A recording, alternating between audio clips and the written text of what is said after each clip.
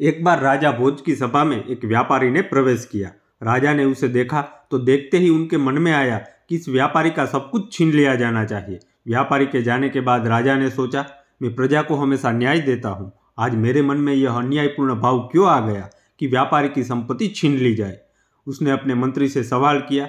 मंत्री ने कहा, इसका सही जवाब कुछ दिन बाद दे पाऊंगा। राजा ने मंत्री की बात स्वीकार कर ली। मंत्री विलक्षण बुद्धि का था। वह इधर उधर के सोच विचार में स्वयं न खोकर सीधा व्यापारी से मिलने पहुंचा। व्यापारी से दोस्ती करके उसने व्यापारी से पूछा, तुम इतने चिंतित और दुखी क्यों हो? तुम तो भारी मुनाफे वाला चंदन का व्यापार करते हो।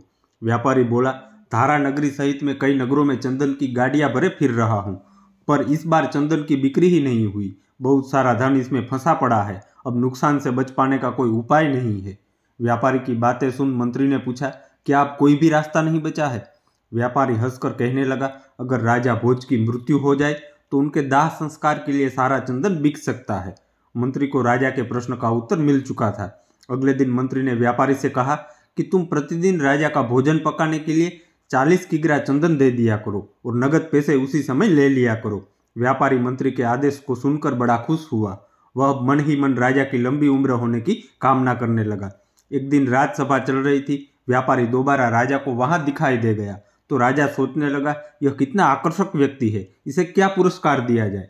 राजा ने मंत्री को बुलाया और पूछा, मंत्रीवर, यह व्यापारी जब पहली बार आया था तब मैंने तुमसे कुछ पूछा था, उसका उत्तर तुमने अभी तक नहीं दिया। खैर, आज जब मैंने इसे देखा तो मेरे मन का भाव बदल गया।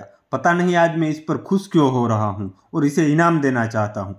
मंत्री को तो जैसे इसी क्षण की प्रतीक्षा थी। उसने समझाया, महाराज, दोनों ही प्रश्नों का उत्तर आज दे रहा हूँ। जब यह पहले आया था तब अपनी चंदन की लकड़ियों का ढेर बेचने के लिए आपकी मृत्यु के बारे में सोच रहा था, लेकिन अब यह रोज आपके भोजन के लिए एक मन लकड़ियां देता है, इसलिए अब यह आपके लंबे जीवन की कामना करता है। यही कारण है कि पहले आप इसे दंडित करना चाहते थे और अब इनाम देना चाहते हैं।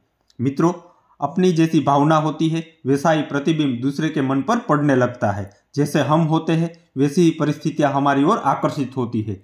हमारी जैसी सोच होगी वैसे ही लोग हमें मिलेंगे। यही जगत का नियम है।